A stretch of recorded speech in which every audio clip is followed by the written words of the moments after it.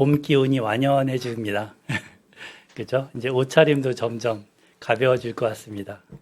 옷차림은 여자에게서부터 온다고 들었습니다. 네. 하나님은 우리의 일상에 매우 많은 관심을 갖고 계십니다. 왜 그럴까요? 사랑하시기 때문입니다. 그래서 자녀한테 잔소리하듯 계속 말하는 엄마처럼 세세한 부분까지 코치를 하십니다. 그동안 모세는 하나님 주신 그 십계명의 기초에서 살인과 관련된 설교를 해오셨습니다. 22장 1절부터 우리 이제 8절까지 보면 이것도 형제 어려움에 대해서 못 본 채 하지 말라. 그리고 이웃의 안전에 대해서 신경 써야 된다라는 것을 강조하는 말씀입니다. 그리고 9절부터는 성윤리에 대한 부분을 말씀하실 겁니다.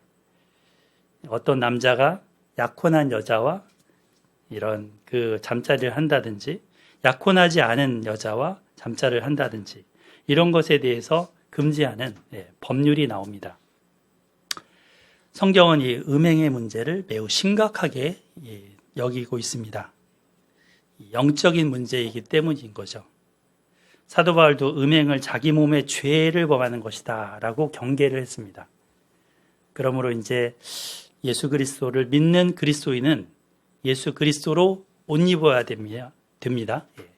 예수 그리스도로 옷 입어야 됩니다. 봄이 바뀌면 옷을 새로 갈아입는데 계절이 변하는 것뿐만 아니라 우리가 신분이 바뀌었기 때문에 옷을 갈아입어야 됩니다. 예수님으로 옷 입어야 됩니다. 그래서 그 예수님의 마음을 닮은 자 그리고 순결한 자로 무엇보다도 다시 오실 예수님을 준비하는 그 순결한 신부로 살아가야 될 것입니다. 자, 1절 말씀부터 보겠습니다. 그 1절, 내 형제의 소나 양이 길 잃은 것을 보거든 못 본 채 하지 말고 너는 반드시 그것을 끌어다가 내 형제에게로 돌아가게 할 것이요. 내 형제가 네게서 멀거나 또는 네가 그를 알지 못하거든 그 짐승을 네 집으로 끌고 가서 네 형제가 찾기까지 내게 두었다가 그에게 돌려줄지니 나귀라도 그리하고 의복이라도 그리하고 형제가 잃어버린 어떤 것이든지 너가 얻거든 다 그리하고 못 본 채 하지 말 것이며. 우선 그 모세는 여기 보면 네 형제의 소나 양, 네 형제에게 네 형제가 하면서 그 네 형제가 잃어버린 가축, 소나 양이나 나귀나 의복 이런 걸 내가 보면 또 그것을 얻거나 죽는다면 그건 네 거 아니야. 힘써 돌려줘 라고 합니다. 길을 잃고 방황하는 그 강아지나 고양이를 뭐라고 부르죠? 유기견, 그죠? 유기묘 뭐 이렇게 부르죠. 아파트 주변을 걷다 보면 심심치 않게 이렇게 길을 방황하는 그 고양이들을 보곤 합니다. 저희 아파트 1층의 한 아주머니는 저희 아파트 1층에 이렇게 고양이 먹이를 항상 갖다 놓으십니다. 그래서 그 유기묘들이 먹고 가도록 그 컴패션이 있더라고요. 이리 와 하면서 이제 하면은 그 아주머니를 보면 고양이가 쫄래쫄래 옵니다. 어느새 이렇게 정이 들었는지. 이런 애들을 보면 누군가 기르다가 귀찮아서 이렇게 버렸겠지 하는 생각이 들 수도 있습니다. 그렇지만 잃어버린 반려동물일 수도 있습니다. 그러니까 그 고양이 주인이나 강아지 주인, 이런 주인들은 자기 자식처럼 보통 기릅니다. 근데 잃어버리면 정말 안타까워서 여기저기 찾으러 다니죠. 모세는 이런 가축에 대해서도 애정을 갖고 그 주인을 찾아주라라고 그렇게 노력하라라고 말씀하시는 것이죠. 요즘은 이제 제도가 좀 잘 돼 있다 보니까 뭐 유기동물 보호소 또는 뭐 동물보호센터 뭐 이런 데가 있어갖고 신고를 하면 이런 고양이나 개를 잡아다가 이제 그 보호해 주기도 합니다. 주인을 찾아주는 그런 걸 해주기도 합니다. 근데 이제 구약 당시에는 그런 게 없잖아요. 그러니까 이제 너가 그거를 보거든 못 본 채 하지 말라 합니다. 여기 출애굽기 23장을 보면 여기 써놨는데 출애굽기 23장 4절 5절 여기에서는 똑같은 말씀인데 왼쪽에서 형제라고 했는데 여기서는 네 원수, 그죠? 밑에 보면 너를 미워하는 자, 그런 자의 소나 양, 나귀 이런 거를 보거든이라고 하고 있습니다. 곤란을 당한 게 너를 미워하는 사람인 거예요. 그 사람과 무슨 원한 관계가 있다면 그 가축에 대해서 어떨까요? 그 가축도 괜히 싫겠죠. 골탕 좀 먹어봐라 뭐 이런 식의 사람이니까 그런 마음 가질 수 있습니다. 근데 하나님께서는 모세를 통해서 그런 거에 대해서도 배려해 주라. 그렇게 말씀하십니다. 원수가 그런데 하물며 형제겠습니까? 내 형제라는 말을 계속 반복하면서 같은 한 가족임을 강조합니다. 너와 피를 함께 나눈 그 형제가 잃은 거를 찾는 그 안타까움을 갖고 있듯이 그 사람도 헤아려 주라는 의도죠. 그 잃은 가축의 주인이 자기 집에서 멀거나 또는 누군지 모른다면 2절에 나오죠. 모른다면 집에 데려다가 돌보다가 주인이 찾아올 때 이렇게 돌려주라 합니다. 돌려줄 때 이제 그냥 주진 않겠죠. 지금 자기가 보관하는 가축의 특징을 한번 말해봐.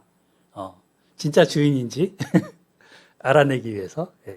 그러면은 뭐 개가 점박이야, 뭐 꼬리가 길어, 뭐 등등의 특징을 얘기하면 뭐 이빨이 하얘, 뭐 이런 식으로 이제 그때 딱 주는 거죠. 1절과 3절에 보면 이 못 본 채 하지 말고라는 말씀이 나오는데 1절에도 나오고 3절에도 이게 히브리어 원어를 보니까 이제 스스로를 숨기지 말라라고 되어 있습니다. 못 본 채 하지 말라. 이게 스스로를 숨기지 말라. 어떤 단어의 뜻이 여러 가지 형태로 바뀌기 때문에 이렇게 찾아보면 참고가 됩니다. 그러니까 자기의 눈과 귀를 딱 막고 스스로 숨어서 못 본 채, 못 들은 척 외면하지 말라는 겁니다. 길 잃고 방황하고 있는 저 가축을 보는데 귀찮어, 내 시간과 뭐 물질을 쓰기 싫어라는 마음이 들 수 있잖아요. 난 바빠, 내일이 아니야 하면서 못 본 채 할 수 있는데 숨지 말라는 겁니다. 공동체의 일원으로서 이렇게 형제를 대하듯 하라는 거죠. 한 부모의 아래 형제, 자매가 처한 그 어려움처럼 여겨주라는 거죠. 자, 4절을 보면 4절 같이 한번 읽어볼까요? 4절 시작. 내 형제의 나귀나 소가 길에 넘어진 것을 보거든 못 본 채 하지 말고 너는 반드시 형제를 도와 그것들을 일으킬지니라. 여기도 못 본 채 하지 말고 나오죠. 그러니까 이때는 아마도 나귀나 소가 여기 보면은 짐을 보통 싣잖아요. 짐을 싣고 가는데 힘이 겨워갖고 넘어져 있는 거예요. 그러면 이제 주인이 걔를 혼자 일으킬 힘이 없어서 끙끙댈 수 있잖아요.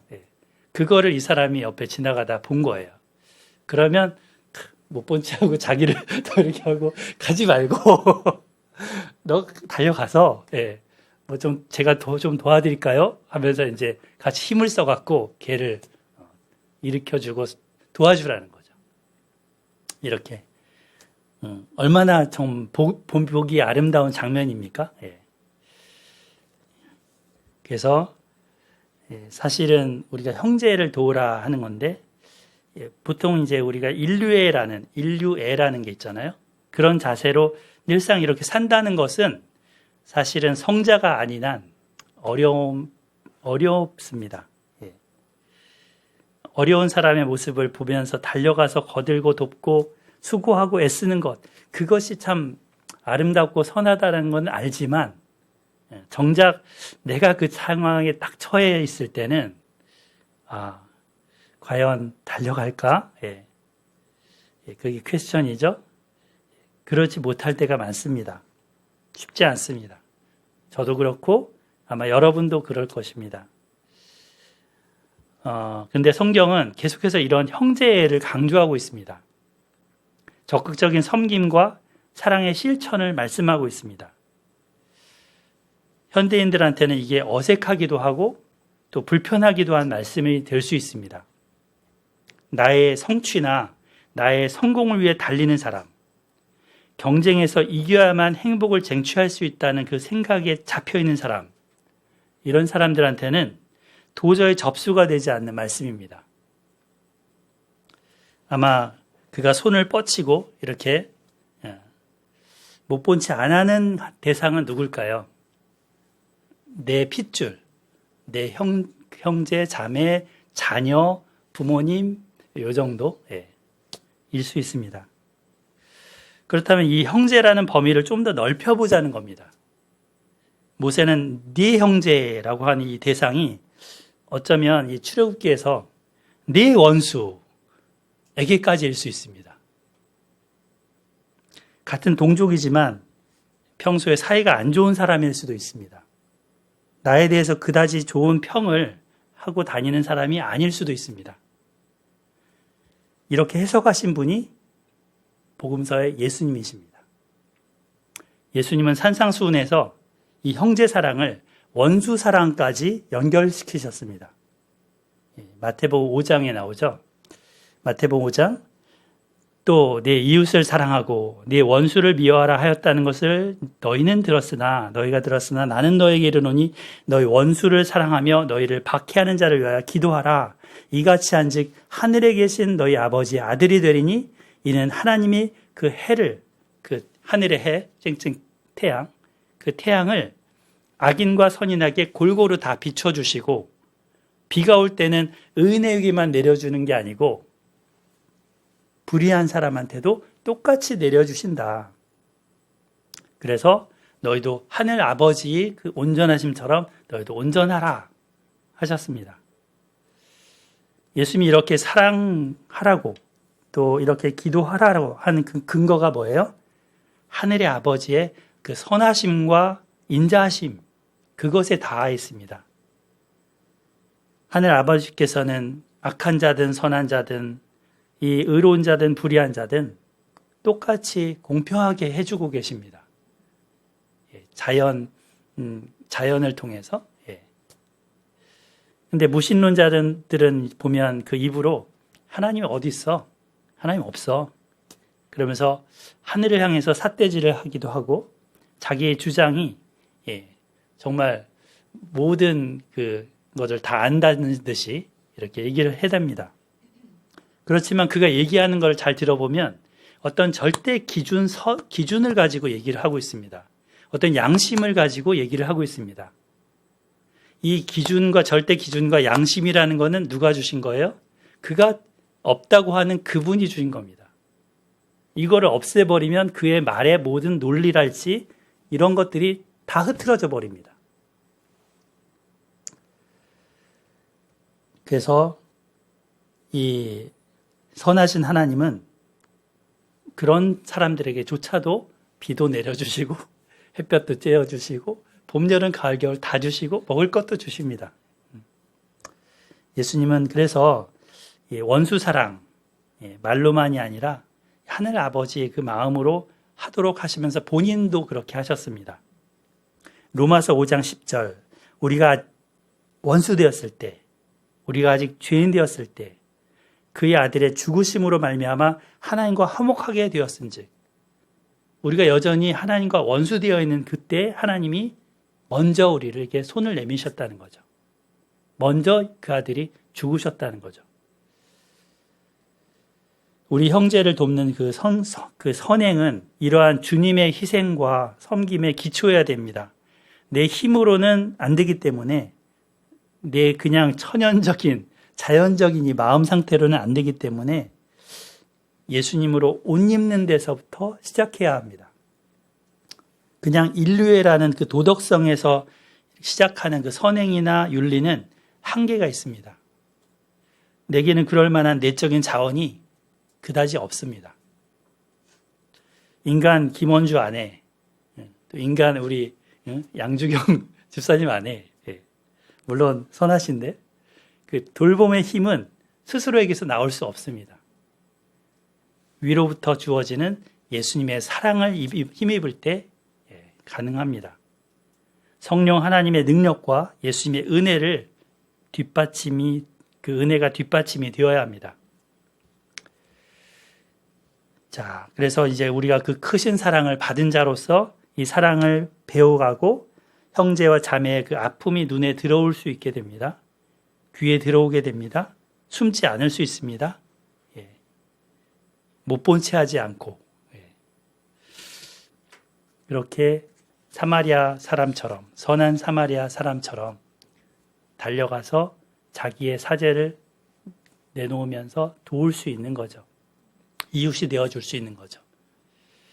이러한 태도 변화가 삶에서 이웃을 향한 그 관심과 사랑의 폭이 깊이가 더해지기를 바랍니다. 아멘. 잃은 물건을 찾아서 안타까워하는 그 사람의 마음을 헤아리고 시간과 물질과 마음을 쏟는 우리 모두가 될 수 있었으면 합니다.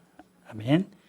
자, 22장, 23장, 여기 이제 18장까지는 22장 이 뒷부분부터 23장 18절까지 다음 계명으로 넘어갑니다.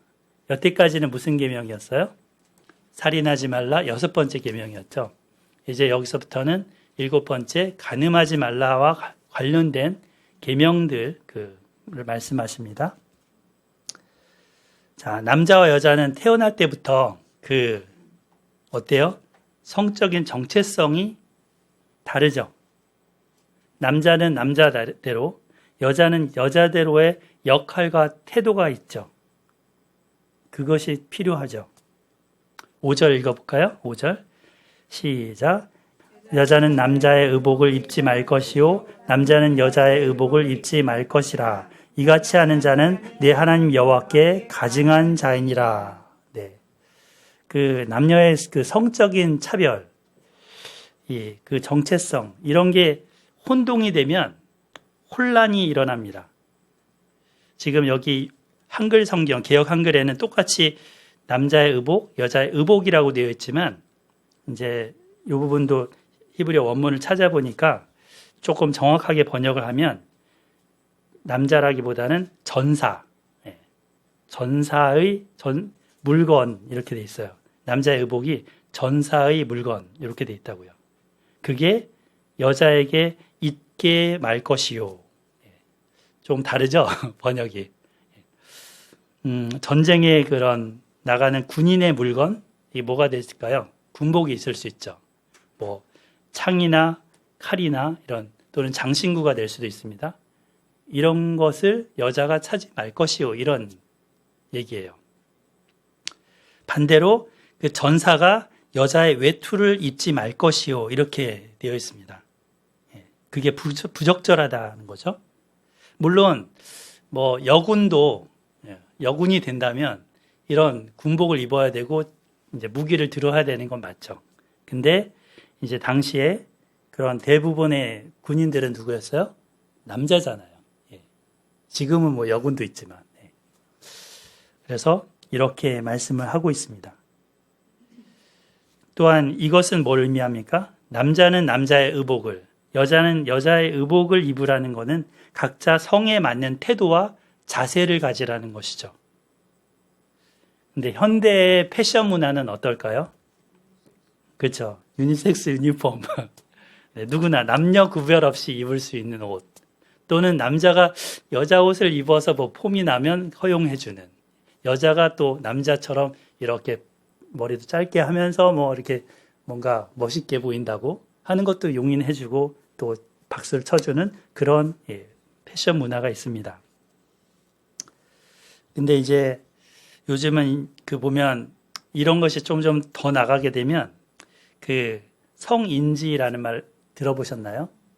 성인지 교육 이런 것들 학교 교육에서 막 시키잖아요. 성감수성 이런 것 말을 하면서 이런 교육을 합니다. 성평등의 시각으로 이제 성차별적인 말이나 생각을 하지 말라 이런 식으로 경계를 하는 교육이죠. 영어로 하면 이제 이거를 젠더 교육 이렇게 얘기하는데 여기 보면 젠더 이데올로기 이렇게 써 있잖아요. 젠더라는 말은 뭐냐면 내가 태어날 때부터의 성을 갖고 나오는 게 이 사람의 성이 아니고 내가 사회적으로 길들여지는 게 성이다. 이렇게 얘기하는 게 젠더입니다. 사회적인 관계 속에서 만들 수 있는 성을 존중해 줘야 된다는 겁니다. 그래서 남자, 여자 이렇게 태어날 때 그런 성으로 구분하지 말라. 옛날에 그런 구시대적인 고정관념을 탈피해라. 예, 그래서 그 자라나는 아이들도 자기가 성을 선택할 수 있게. 이상하죠, 말이? 내가 갖고 온 성이 있는데 자기가 선택할 수 있는 거를 존중해 주라는 겁니다. 네. 그런 교육들이 점점 제도 안으로 지금 들어와 있습니다. 하나님이 주신 성 정체성을 부인하고 겉으로는 남녀 평등을 주장을 하는데 이게 페미니즘의 가치관에 기초하고 있습니다. 남자는 남자답게, 여자는 여자답게 해야지. 저희 사모가 가끔 이제 저한테도 남자답게 뭐 이런 얘기를 하는데 예, 그런 말 하지 말라는 겁니다. 이 교육에서. 회사에서 이런 교육을 한번 받은 적이 있는데 이러다 보니까 이제 성소수자를 보호한다는 법안도 만들어지고 동성애, 트랜스젠더에 대해서도 문제의식이 사라져갑니다. 이런 거를 뭐라고 하면 그 뭐라고 하는 사람이 문제라는 거예요.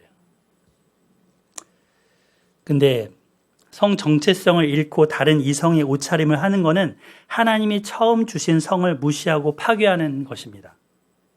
이거는 하나님 앞에 본문에 의하면 가증한 자인이라 했습니다. 우리 아이들이 바른 교육 속에서 바른 가치관 속에서 자라나도록 기도합시다.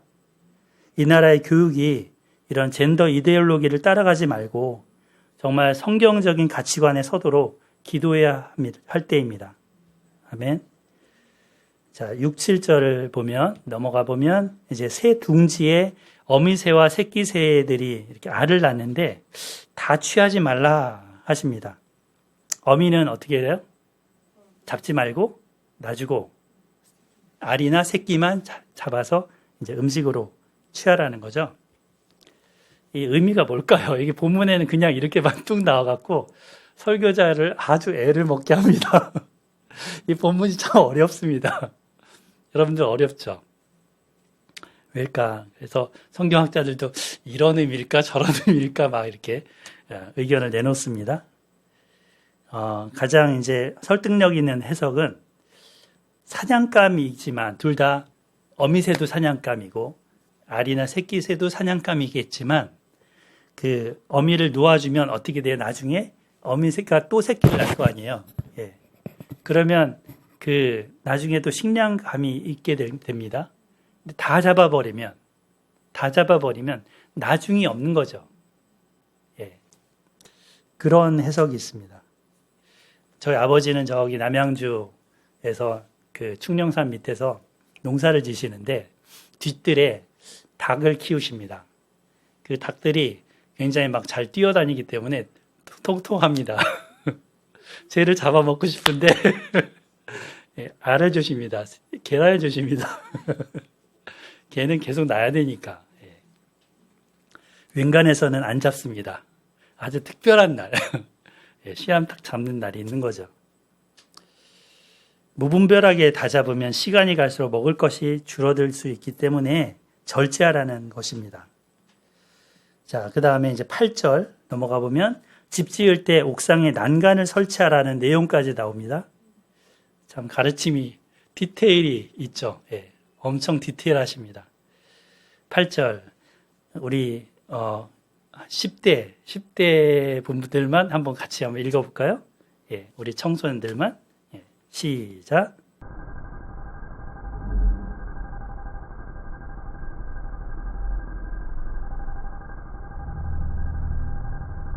네, 감사합니다. 예. 그 하나님께서는 우리 생명에 대해서, 안전에 대해서 관심이 많으십니다. 고대 근동의 집들은 여기 제가 그림들을 가져왔는데 지붕이 어때요? 우리처럼 이렇게 경사지지 않고 평평하죠. 예. 평평해서 이 위에서 뭔가 활동을 할 수가 있어요. 뭐 음식물을 널어 놓을 수도 있고 또 외부 손님이 오면 거기서 하늘 보면서 뭐 같이 담소를 나눌 수도 있고 그렇습니다. 식량을 뭐 저장할 수도 있죠. 음식물을 갖다가 쌓아 놓을 수도 있죠. 그런데 여기 올라갔다가 잘못 미끄러지면 넘어져서 떨어질 수 있잖아요. 그래서 이 안전사고가 나면 크게 다칠 수 있으니까 난간을 만들라는 것입니다. 이걸 보고 어떤 분은 하나님은 건축법을 최초로 제정하신 분 같다라고 했습니다. 건축법 안에 이런 울타리 있다. 몇 미터? 1.2m? 그 정도 높이로 이렇게 항상 만들게 하는데 이 출애굽기 21장 33절 34절에도 보면 저기 제가 가져왔는데요.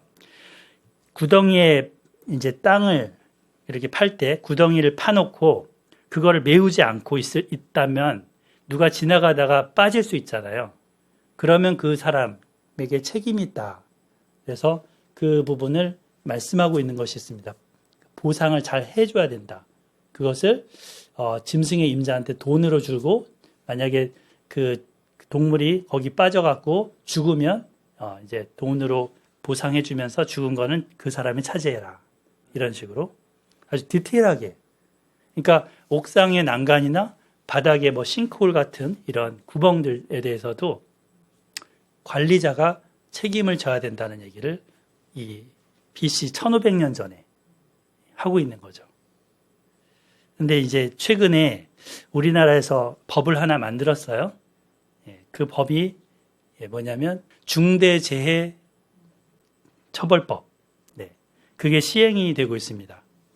우리 서인이 아빠가 강원도 공무원으로 있으면서 이 중대재해처벌법에 따라서 업체가 잘 하고 있는지 관리 감독하는 그 업무를 하고 있다고 들었습니다. 사고가 나면 이런 안전조치나 검사를 안 한 사업주나 책임자한테 큰 형벌과 벌금이 주어집니다. 그래서 사업장이 날립니다. 이것 때문에. 긴장하는 거죠. 그만큼 안전에 대한 중요성을 강조하는 거죠.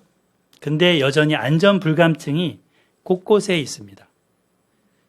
작년 10월 29일 그 참사로 159명의 젊은이들이 사망을 했지 않습니까? 이 사고도 우리 사회의 이런 안전 불감증, 그것을 인해서 일어났다고 봅니다.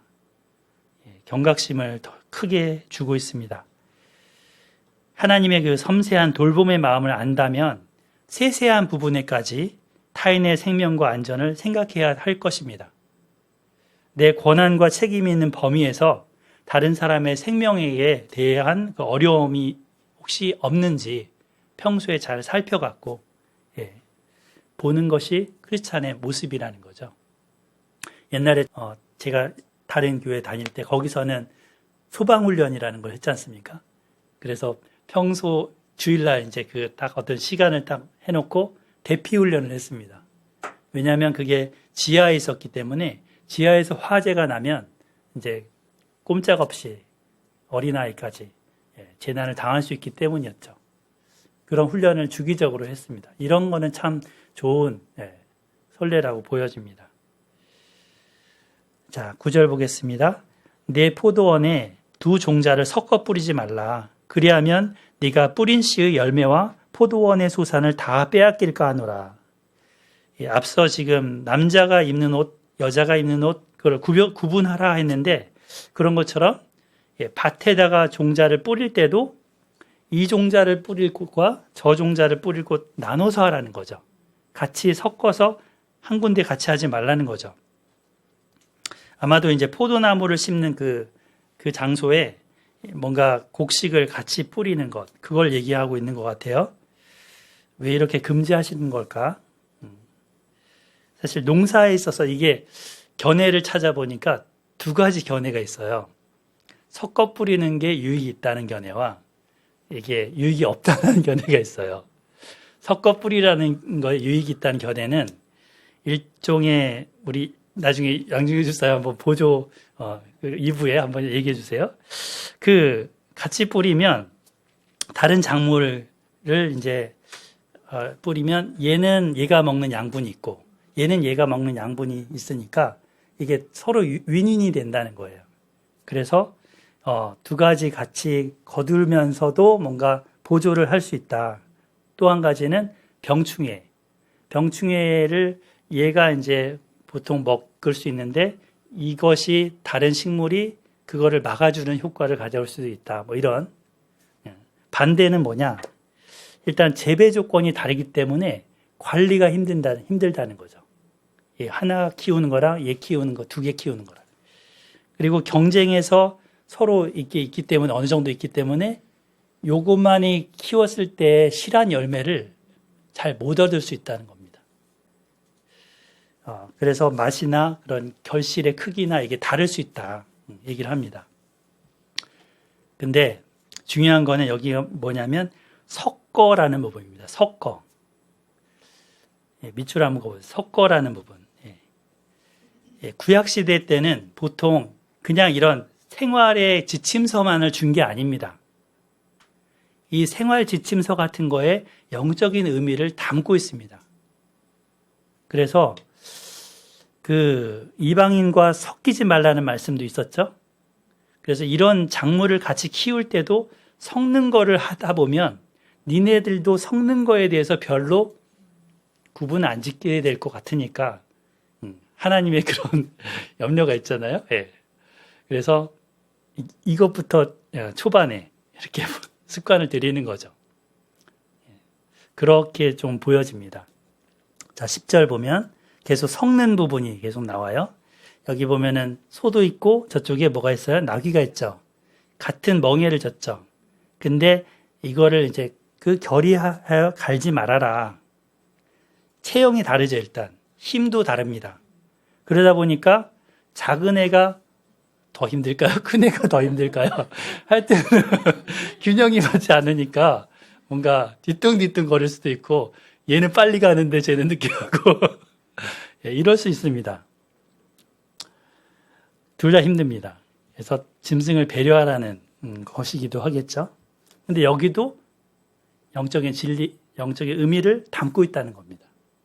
그래서 가져온 게 고린도후서 6장이죠. 사도 바울이 이것을 풀어줬습니다. 우리의 삶에 적용하고 있는 부분으로 풀어줬습니다.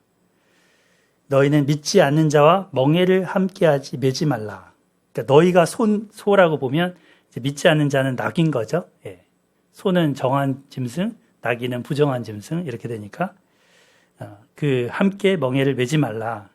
의와 불법이 어찌 함께하며 빛과 어둠이 어찌 사귀며 그리스도와 벨리알이 어찌 조화되며 벨리알은 사탄 같은 거예요.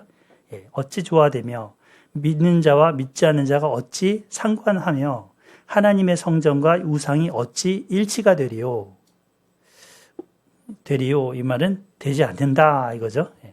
우리는 살아계신 하나님의 성전이라. 이와 같이 하나님께서 이르시되 내가 그들 가운데 거하며 두루 행하여 나는 그들의 하나님이 되고 그들은 나의 백성이 되리라. 그러므로 너희는 그들 중에서 나와서 따로 있고 부정한 것을 만지지 말라. 그러니까 믿는 자는 믿지 않는 자의 방식대로 살아가면 안 된다는 것이죠. 의로 빛으로 살아야 될 사람인데 불법이나 우상숭배, 어둠의 일 여기에 가담하면 안 된다는 거죠. 이것은 하나님의 성전을 더럽히는 일이기 때문입니다. 어둠의 일에 멍에를 같이 하지 않도록 깨어 있어야 합니다. 분별해야 합니다. 그래서 이 말씀을 하신 거다라고 바울이 풀어주고 있죠. 구약은 신약이 풀어주고 신약의 의미는 또 구약에서 또 자세하게 알게 됩니다. 11절 보겠습니다. 여성분들이 좀 좋아하실 내용이 나왔는데 양털과 배실을 섞어 짠 것을 입지 말지니라. 그 양털은 어때요? 폭신폭신, 푸근하죠. 따뜻하죠. 우리 술한 집사님도 지금 약간 양털 같은 조끼를 입으셨는데 겨울이면 이런 옷을 따뜻하게 입죠. 반면에 배실은 어때요? 아마로 시원한 옷입니다. 여름에 그 구멍 숭숭 떨리는 옷처럼 세마포를 만들기도 합니다. 세마포. 그래서 땀을 내는 그 옷 만드는 실과 반대로 시원하게 옷을 만드는 실, 이거를 섞어 짜면 뭐가 돼요? 이것도 저것도 아닌 게 되죠. 손질하기도 어렵습니다. 세탁할 때도 실의 반응이 다르기 때문에 문제가 될 수 있습니다. 오늘날로 치면 합성 섬유? 이런 거로 된 옷을 입지 말라라는 것인데, 사실은 그런 거는 다 검증을 거쳐서 나오기 때문에 입을 만하게 다 되기 때문에 문제는 없겠지만, 이 당시로 치면 그런 의미인 거죠. 어찌 보면 유전자 조작, 이런 부분들도 마찬가지입니다. 본문은 이런 생활의 지혜를 제시하는 것처럼 보여지지만, 앞서 보였던 것처럼 안 좋은 것과 섞이는 것에 대한 그런 신앙적인 경계를 조심하라 라는 표지인 것입니다. 자, 12절. 너희는 너희가 입는 겉옷에 내 귀에 술을 만들지니라. 하준이 형제 이런 부분 보면 어렵죠. 술을 뭐 어떻게 만들어? 이 겉옷에다가 술을 타다? 이런 게 이제 한글 성경만 보면 어려운 거예요. 술이 이제 이렇게 다는 거, 저기 뒤에 나오겠군요. 이렇게 옷 끈처럼 이렇게 줄줄 다는 걸 얘기해요. 옷 소매 같은 데다가 우리 실 같은 거 이렇게 다듯이. 그런 걸 술이라고 하는데, 내 귀는 귀퉁이인 거죠. 이렇게 귀퉁이 부분에 만들어라. 이거는 이제 민수기 15장에서 자세하게 언급이 됐었습니다. 이걸 다는 이유는 뭐라고 그랬어요, 거기에? 하나님의 언약을 맺은 것이 나 자신이라는 것을 기억하는 수단이라는 거죠. 그래서 말씀을 순종하는 그런 기억 장치였습니다. 여기 성경을 하나 들고 있잖아요. 저걸 보면서. 보통은 이제 여기 민수기에 보면 청색 끈을 달라고 되어 있습니다. 청색 끈. 저 술이 청색으로 되어 있어요. 당시에 청색은 무슨 그 소라 고동인가? 그 거기에서 만들어내서 한 그 색감 있죠? 그거를 모아갖고, 이런 안료를 만들어 놨다고 해요. 근데 얼마나 나오겠어요? 엄청 모아야 어느 정도 묻힐 수 있는 그게 될 겁니다. 그러다 보니까 비쌌어요.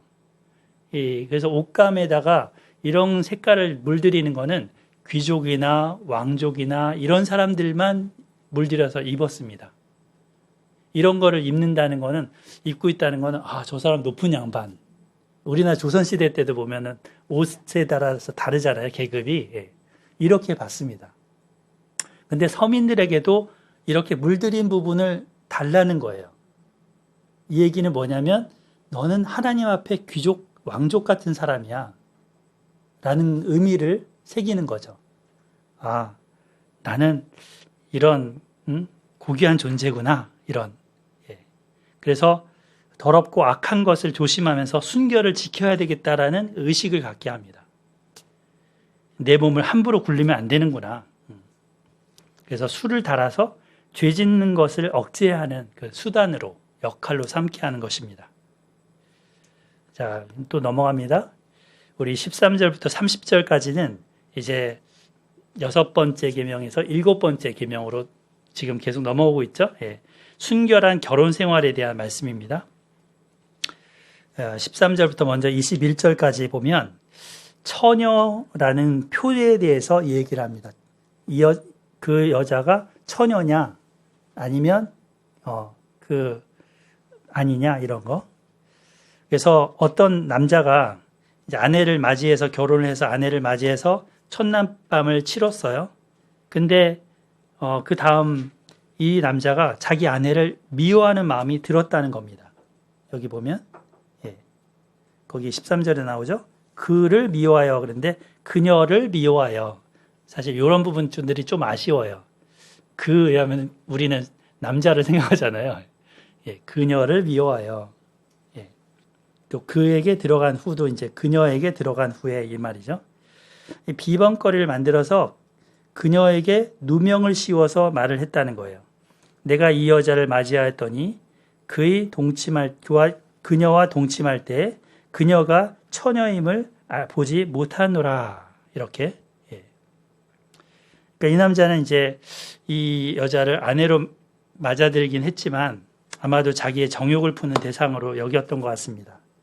마치 그 성경에 보면은 암논이라는 자가 자기 누이 여동생에게 마음을 막 보내면서 어찌든지 같이 잠자리를 가지려고 하다가 정작 하니까 싫어했다 그랬죠. 미워했다 그랬죠. 그런 마음입니다. 그리고 나서 본전이 생각나는 겁니다. 이 여자를 데려오기 위해서 장인한테 주는 신부값이 있거든요. 본전이 생각나는 거예요. 이 본전을 되찾아야 되겠다. 그래서 거짓말을 지금 만들어냈습니다. 끔찍한 거짓말을 만들어냅니다. 보통은 장인한테 은 50세겔 정도를 주어야 했습니다.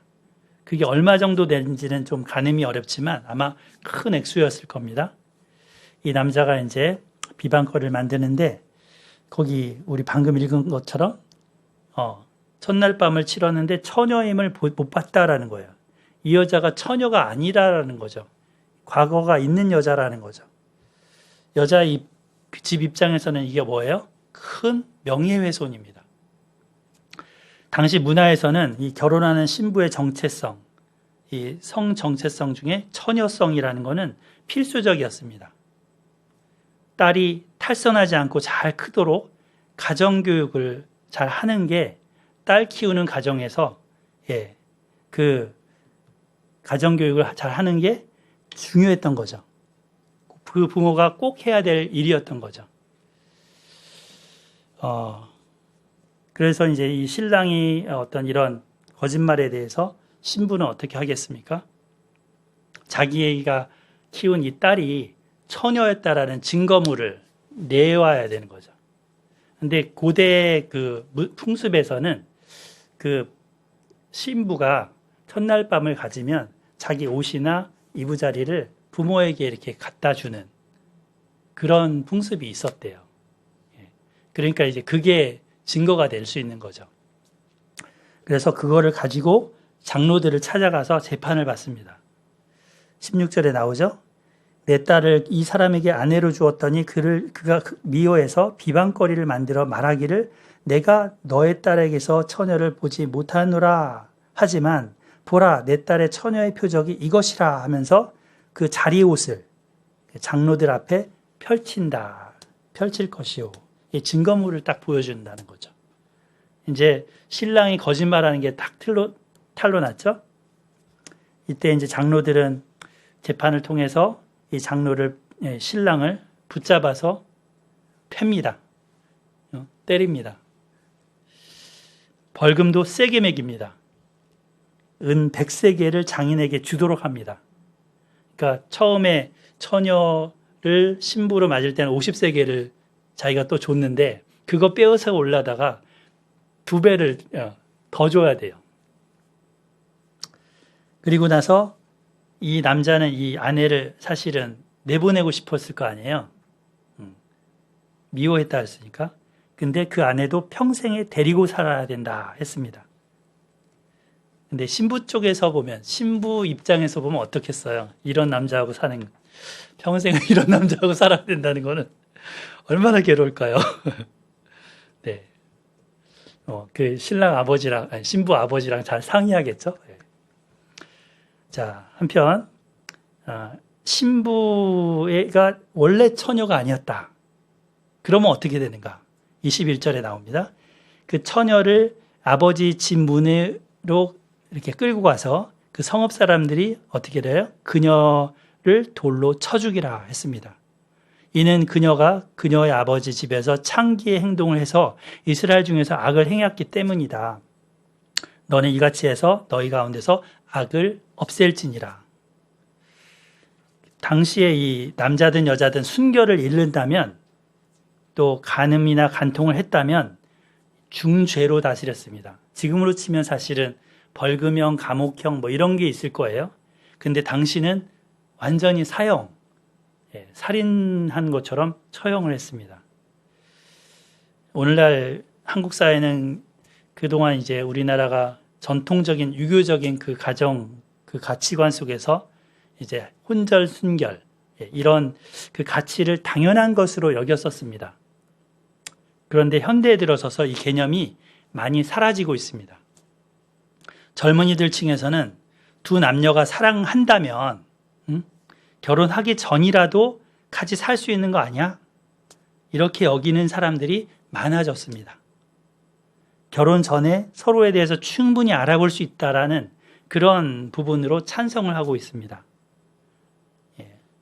이렇게 한번 살아보고 아니면 평생 안 살면 되잖아? 이렇게 결혼 안 하면 되잖아? 이런 뭔가 실리적인 판단을 하는 거죠. 그리고 또 또 이렇게 좋은 예를 들냐면 동거를 해보면 서로 이해하고 양보하는 그런 법도 배우지 않느냐. 근데 이건 결혼하고 배워도 되잖아요. 예. 좋아하는 사람과 매일 있어서 좋은 거 아니냐. 그럼 결혼하고 계속 계셨으면 되잖아요. 이렇게 막 이유들을 만들어냅니다.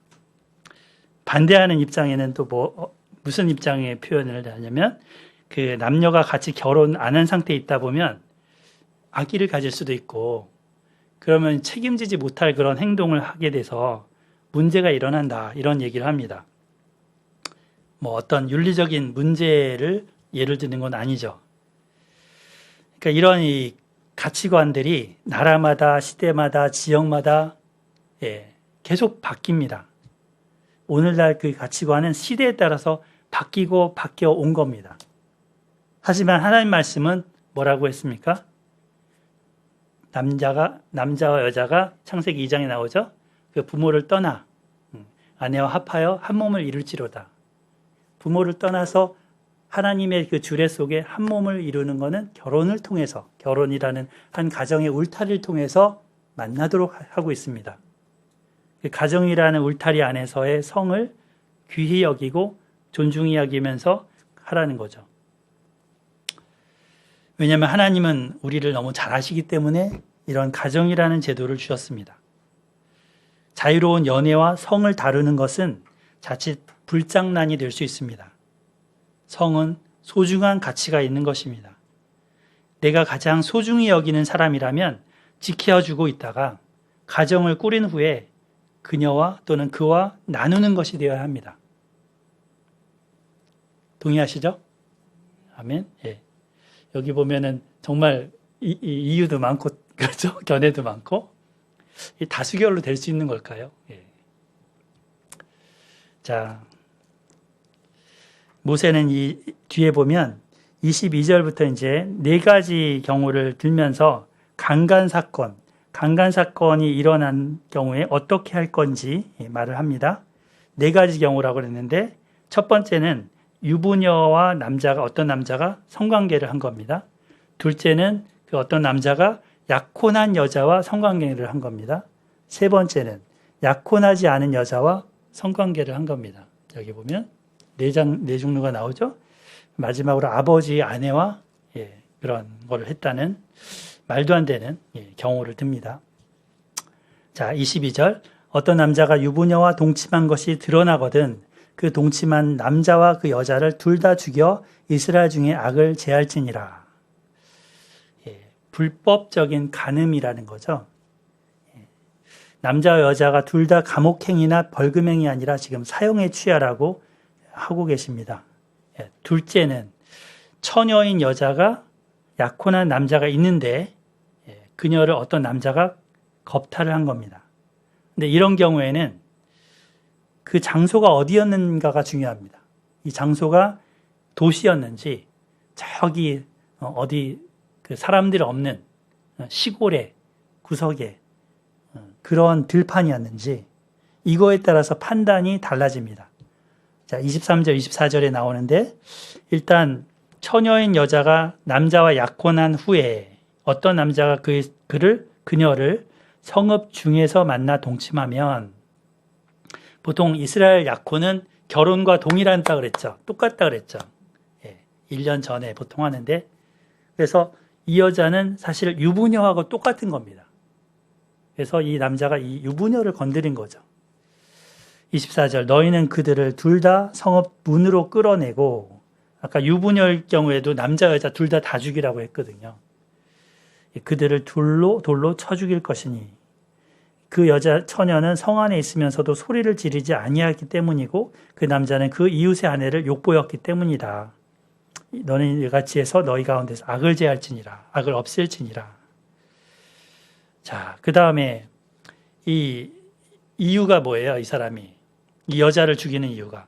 성읍에 있으니까 소리 지를 수 있고 근데 소리를 안 질렀다는 거는 같이 작당을 했다는 거고 그래서 그런 판단을 내린다는 거죠.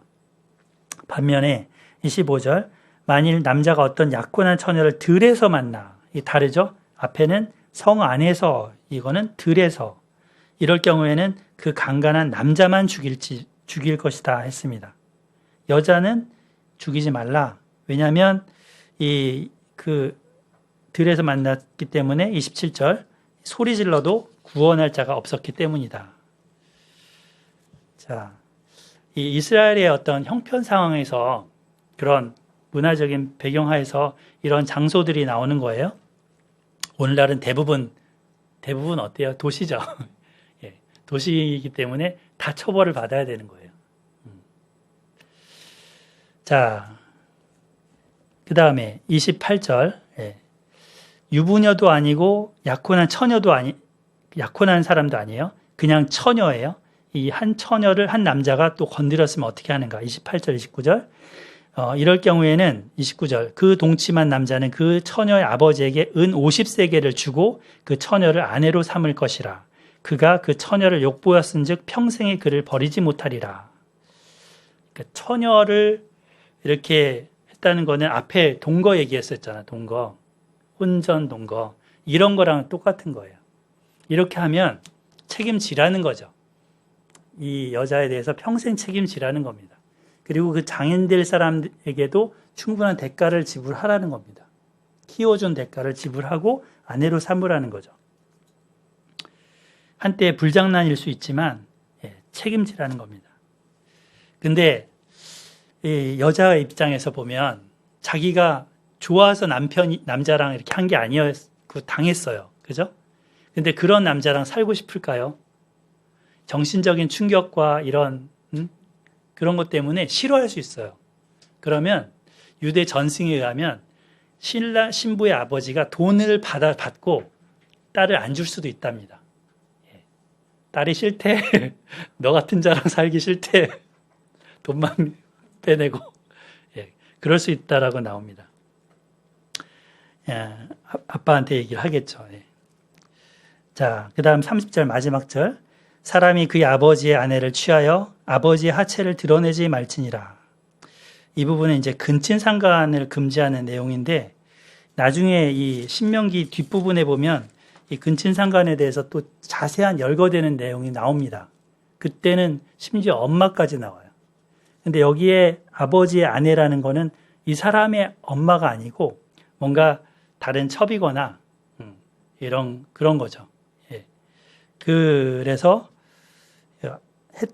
취했다는데 이제 이것은 아버지의 명예를 더럽히는 일입니다. 창세기에 르우벤이 했던 일이죠. 또 사무엘 하에 보면 다윗의 아들 압살롬이 다윗을 왕위에서 몰아낸 다음에 다윗에 남겨놨던 그 후궁들 있잖아요. 후궁들을 건드리는 일이 있습니다. 또 열왕기 상에 보면 이 다윗의 또 아들인데 아도니아라는 사람이 이제 아비삭이라는 그 미스 이스라엘 있잖아요. 미스 이스라엘을 다윗 노년의 아내로 맡게 했는데 굉장히 젊은 아가씨였죠. 아마 아도니아보다 더 어릴 수 있습니다. 그 여자를 자기 아내로 달라고 솔로몬한테 청혼을 하게 하죠. 밧세바를 통해서. 이것도 마찬가지 이 법을 어기는 것입니다. 똑같은 거죠. 그래서 이 간음 문제, 음행 문제를 심각하게 여기는 것은 영적인 문제이기도 하기 때문입니다. 앞서 우리가 고린도전서 6장에서 이 음행 문제를 다루면서 음행은 자기 몸에 죄를 범하는 것이다 라고 했습니다. 창녀와 몸을 합하는 것은 그의 영과 합하는 것이라 했습니다. 다른 모든 죄는 몸 밖의 죄인데 이거는 몸 안의 죄라는 거예요. 결국 창녀의 지체가 되게 한다는 거죠. 근데 요즘은 보면 음란물들이 인터넷만 열면 어디서나 볼 수 있고 접할 수 있는 시대가 돼버렸습니다. 참 안타까운 일이죠.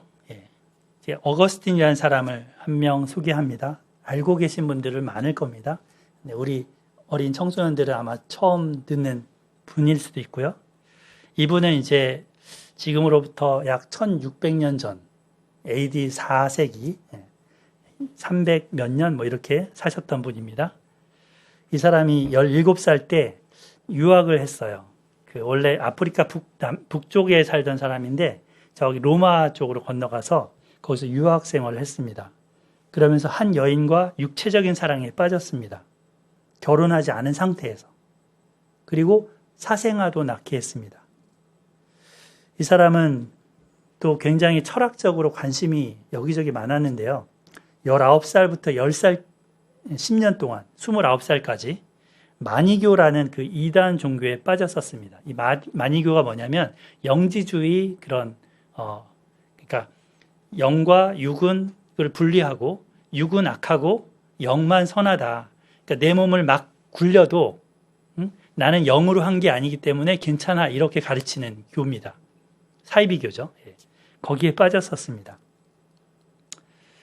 그러나 이제 엄마는 기독교인이었어요. 엄마가 모니카라고 해서 이 사람은 남편도 믿지 않는 사람이었습니다. 그러니까 부부가 같이 기도할 수도 없습니다. 혼자 하나님 앞에 울면서 아들을 위해서 기도했습니다. 근데 그 기도를 포기하지 않았습니다. 어머니의 안타까운 마음, 그것을 하나님 앞에 나아가서 기도로 토로한 거죠. 하나님은 이 모니카의 기도를 들어주셨습니다. 어거스틴이 30살 때 이제 밀란이라는 도시에 이탈리아의 밀란이라는 도시로 가서 살게 됐는데 그때 그 당시에 유명한 설교자가 한 명 있었어요. 암브로시우스라고. 이분은 원래 그 평신도였다가 나중에 목회자로 부름을 받은 사람이에요. 약간 저랑 비슷한 것 같아요. 저도 평신도로 했다가 늦게나마. 근데 이제 그 평신도일 때 되게 성실하게 막 해서 그 당시 주민들이 당신이 좀 성직자가 되어주소 이러면서 해서 이 사람이 성직자가 되는데 굉장히 복음적인 설교를 잘했던 분입니다. 이분은 설교를 들으면서 듣게 됐는데 이 어거스틴이 양심의 가책이 막 드는 거예요. 자기가 지었던 죄 문제를 해결받고 싶어야 되겠다라는 그런 문제의식을 갖게 된 겁니다. 근데 정말 고통스러워서 눈물 막 울면서 죄 문제로 막 슬픔 속에 있는데 갑자기 어디선가 어린아이들의 노래소리가 들렸습니다. 여기 쓰여 있죠? 톨레레게. 들어서 읽으라. 들어서 읽으라. 이 노래소리를 듣고 나서는 자기가 집어들고 읽으라는 게 이 성경이라는 걸 알고 성경을 펼쳐서 쫙 펴갖고 딱 눈에 들어온 구절이 있었습니다. 그게 이 두 구절입니다. 같이 한번 읽어볼까요? 같이 화면 보시고 시작. 낮에와 같이 단정히 행하고 방탕하거나 술 취하지 말며 음란하거나 호색하지 말며 다투거나 시기하지 말고 오직 주 예수 그리스도로 옷 입고 정욕을 위하여 육신의 일을 도모하지 말라. 네. 오직 주 예수 그리스도로 옷 입고. 이 말씀이 그의 마음에 비처럼 들어왔습니다. 그리고 자기가 앞서서 여기 방탕, 술 취함, 음란, 호색, 다툼, 시기 이런 삶을 살았는데 이제는 예수 그리스도로 옷 입고 육신의 일을 도모하지 말라. 이 말씀으로 거듭나게 됩니다. 믿음의 빛이 들어왔고 의심이 걷어졌습니다. 요즘 보면은 그 AI 기술이 되게 지난번에도 한번 나눴지만 신기하다 못해 놀랍고 무섭기까지 하죠. 생명이 없는 기계가 인간의 소리를 내줍니다. 생명 없는 기계가 인간처럼 사고하고 글을 만들고 노래 가사도 지어주고 음악 악보도 만들어줍니다. 그림도 멋지게 더 잘 그려줍니다. 편리를 넘어서 인간을 넘어서는 것이 아닌가라는 걱정도 됩니다. 오늘 제목도 AI가 뽑아준 10개 중에서 한번 골라온 겁니다. 제가 설교문을 쫙 올려주고 이거에 맞는 제목을 10가지 좀 추려줘 했더니 쫙 만들어주더라고요. 그 중에 괜찮은 거 뽑아서 순결과 그리스도로 옷 입는 삶 이렇게. 네. 참 하여튼 이 시대의 가치관도 보면 자기가 기준이 돼서 전통적인 윤리 기준이 허물어져 가고 있습니다. 뭐가 선한지 뭐가 악한지 구분이 되지 못한 채 각자가 자기가 기준이 돼서 살아갑니다. 인터넷과 스마트폰 등 디지털 기술의 발전으로 인해서 음란물은 언제 어디서나 쉽게 접할 수 있게 됐습니다. 이걸 통해 많은 사람들이 성적인 윤리 가치관들이 점점 이렇게 퇴색되고 없어지고 있습니다. 이런 문제를 해결하기 위해서는 성경에서 주시는 그 가치와 규범들, 이 가르침들을 되새겨야 합니다. 우리 삶에 적용해야 합니다. 마치 어거스틴처럼 어머니 모니카가 기도했던 것처럼 그리고 그가 회심했던 것처럼 오늘날 젊은이들이 회심할 수 있도록 우리가 기도해야 합니다. 그리고 우리 자신도 성경의 가르침을 따라서 선을 따르며 악과 싸워야 합니다. 악과 싸워야 합니다. 내면 속에 음욕, 호색, 음란 이런 것을 내 스스로는 끊지 못하고 계속 조절하지 못한다면 주님이 다스려 달라고, 주님이 이것을 끊어 달라고 주님께 맡기고 의지해야 합니다. 주님으로 옷 입고 살아야 됩니다. 배실, 이렇게 아까 양털 했는데, 남자 옷, 여자 옷, 이런 식으로 했는데, 진짜 입을 옷은 예수 그리스도의 옷입니다. 다른 사람들이 볼 때, 저 사람 예수님 같네. 이렇게. 옷을 보면은 그 사람을 알 수 있다 그랬잖아요. 이것저것 섞지 말고 순결함을 따라 옷 입고 살라고 하셨습니다. 그래서 우리가 예수님을 닮아갈 수 있었으면 합니다. 이 말씀을 오늘 새기면서 함께 살아가는 우리 모두가 되었으면 합니다. 아멘. 설교가 오늘 좀 많이 길어졌습니다. 죄송하고요. 되도록 짧게 해야 되는데 이게 하나하나 정확하게 자세하게 다루다 보니까 많이 길어집니다. 기도해 주시고 함축적으로 잘 전달할 수 있도록 하는 설교가 될 수 있도록 기도 부탁드립니다. 이제는 우리를 사랑하시고 우리의 삶의 세세한 부분까지 터치하시며 말씀하여 주시는 사랑의 하나님 아버지와 또 우리 주 예수 그리스도의 그 은혜와 또 성령의 동행하심과 교통하심이 오늘 이 자리에 참여하여 예수 그리스도로 옷 입고 순결하게 살고자 주님 앞에 나아가는 귀한 주님의 자녀들 위해 그 삶 속에 그 가정 속에 그 자녀들 속에 이제로부터 영원토록 함께 있을지어다. 아멘.